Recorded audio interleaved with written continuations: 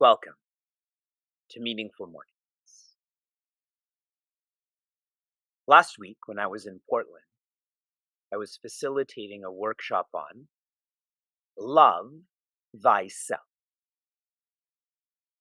Only then can you love thy neighbor, thy mother, and so on. The first practice that was shared in Love Thyself was act closely. Act closely to those who love themselves, because they will show it is possible to love oneself. In the Bhagavad Gita, this is called puja. In the Upanishad, this is called upasana. Act closely to those who love themselves and love you. This morning, we will complete 1,060 mornings into the Bhagavad Gita. That means these are our final 20 mornings into this divine song. We are undoubtedly acting closely. As we enter these final 20 mornings, as we enter the final dialogues of the Bhagavad Gita, I hope and pray that you're appreciating the magnitude of what we've done and are doing. When it comes to spiritual programs, people measure this in the hundreds. We are in the thousands. When I'd studied the Ramayana and Bhagavata, and they used the term satra. Satra means a long ritual. I never understood that, or I never related to that. This is a contemporary satra. Enjoy these final 20 mornings.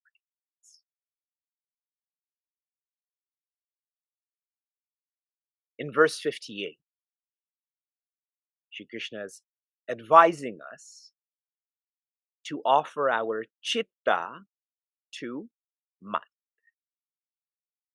That is, to surrender our inner world to divinity. The fulfillment of this, we stop feeling the chitta and we start feeling chit. Chitta means inner world. I can feel my thoughts. I can feel my thinking. But beyond this is chit, or awareness.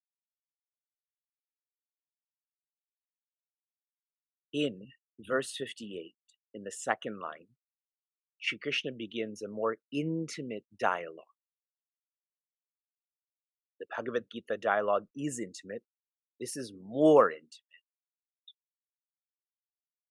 He's trying to share with Prince Arjuna, we began this dialogue with you struggling with stress, anxiety, dejection. I've shared with you how to not just survive, but to thrive.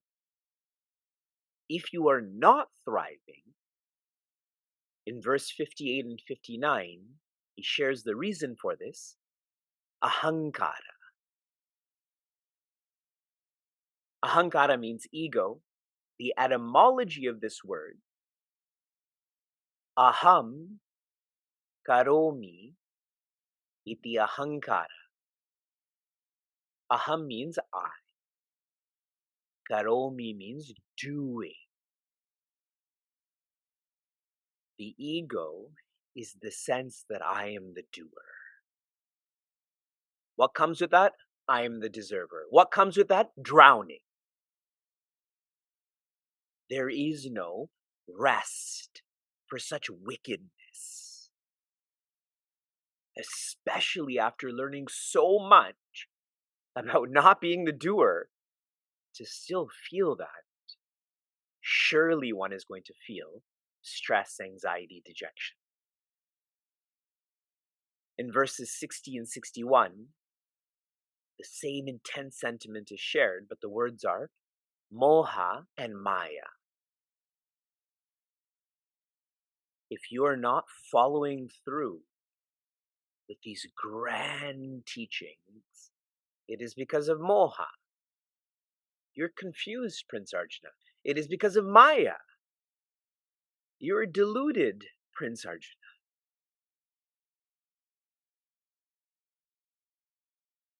I'd shared that there is a dialogue in the Bhagavad Gita.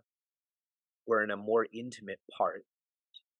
And this is building up into the most intimate part. That will start tomorrow. The most intimate part of the entire Bhagavad Gita and most of the critical verses in this chapter, that will commence in the next verse, as in tomorrow. Summarizing what is being shared in this intimate dialogue. Right now, or before we began seeking, before we began being a seeker, we felt world power is greater than willpower. Ask your neighbors, ask your co-students, what's stronger, world power or willpower? I feel their default will be world power. A sign of this is complaining. What Sri Krishna is guiding us to do is to develop our willpower. To shift the locus of power from the world to your will. And there's lots of training on how to do that. Right actions, right attitudes, etc. But now, in this intimate dialogue, Shri Krishna is sharing, move your locus from world power to willpower to his power. Surrender your willpower to God's will. See how there's a movement of that power. But unless your willpower is developed enough, you will not be able to surrender. Complainers, blamers, annotators, they're not strong enough to surrender. But those who are, they do surrender in this chapter that's called sannyasa. When I surrender my willpower to God's power, that is moksha, or freedom, in a very relative way, with broad and deep responsibilities I've now shared with our crew, our team, the centers I visit. You just make the decisions and tell me what to do. I've too many decisions to make. You just make them. I surrender to you. You decide, I will engage. And this becomes so much easier for me. Now, this is me surrendering to our crew, our team, our centers. I'm just smiling inside. Imagine surrendering to divinity, where you're assured that divinity is going to make the perfect decision. That is freedom. Verse 62, a very loving verse and a great trigger for perhaps one of the best parts of the Bhagavad Gita.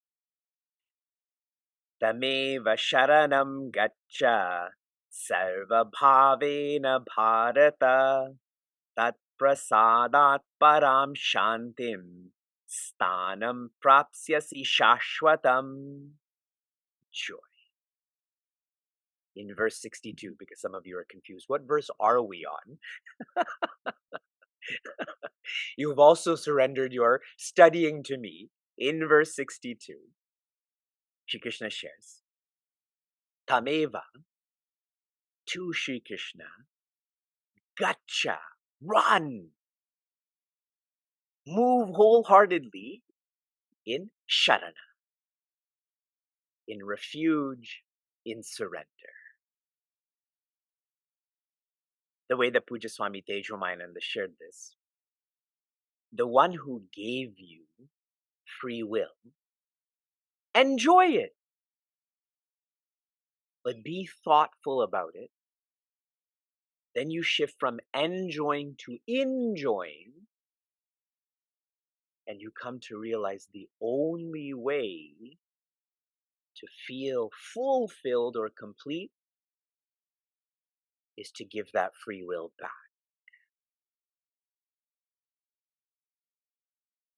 Like our children, when we go to places, they have this propensity when they go to your home, they play with a toy, but then they'll ask you if you can have it, and you carelessly say yes, but then they come to me and I intensely say no, and so this Mahabharata begins. I'm trying to help my kids realize, enjoy that toy in that home and then leave it.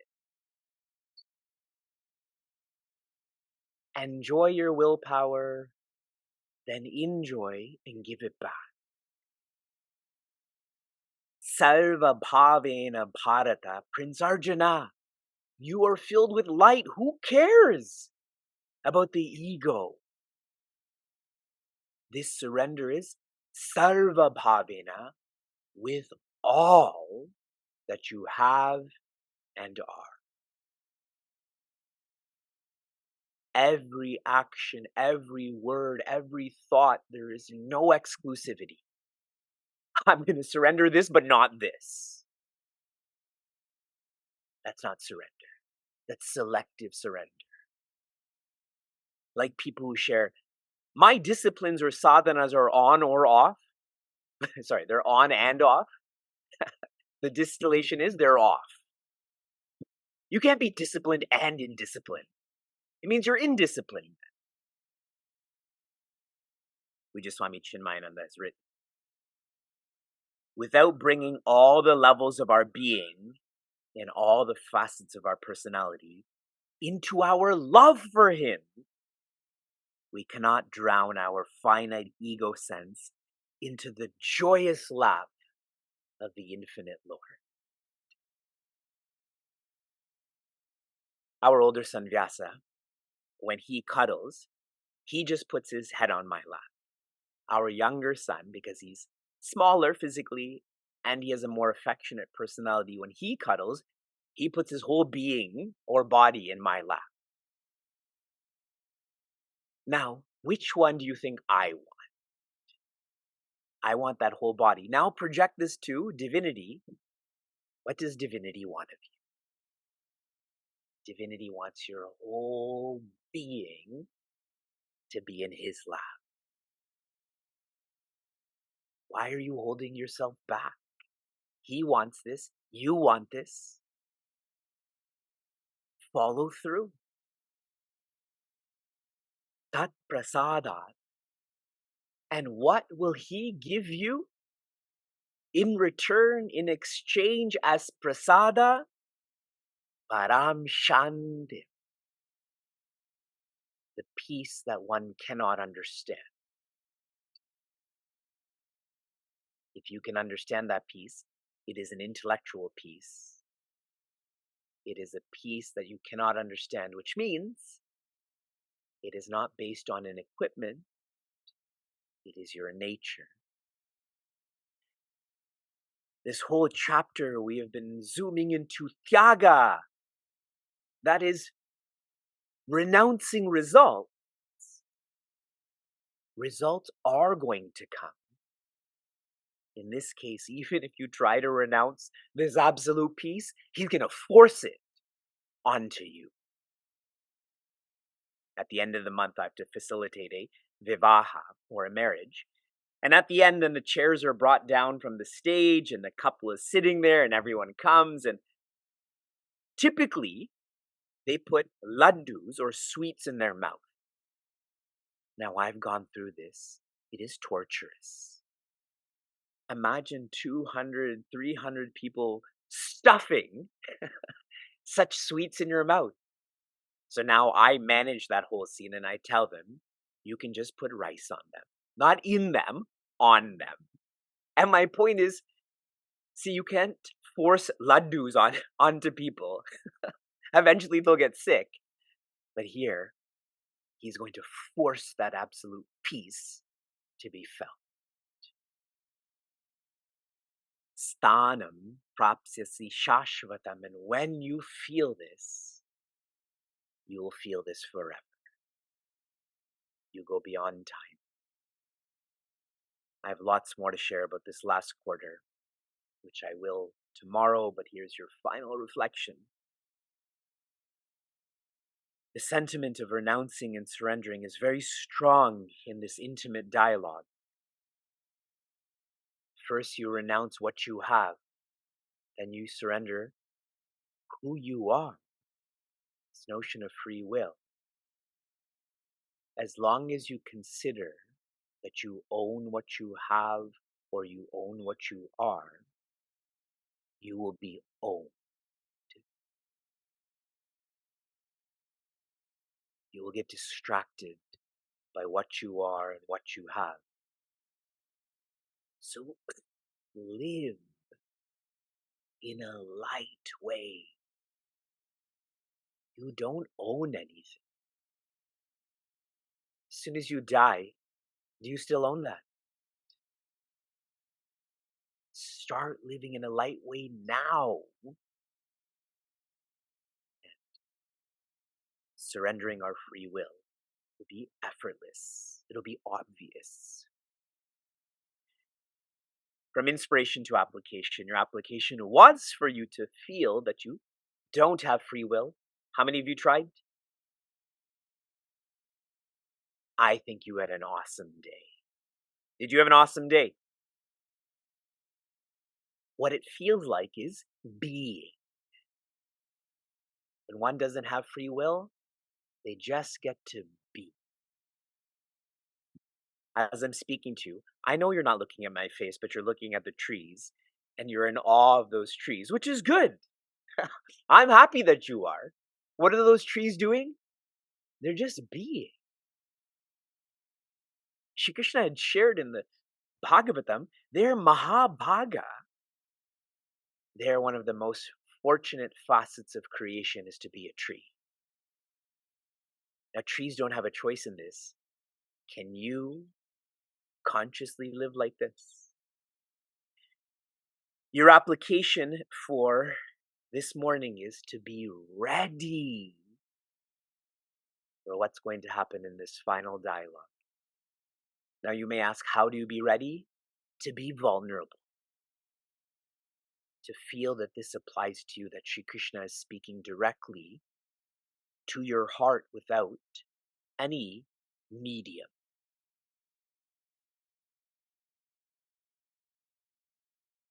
Shanti, Shanti, Shanti, be joy.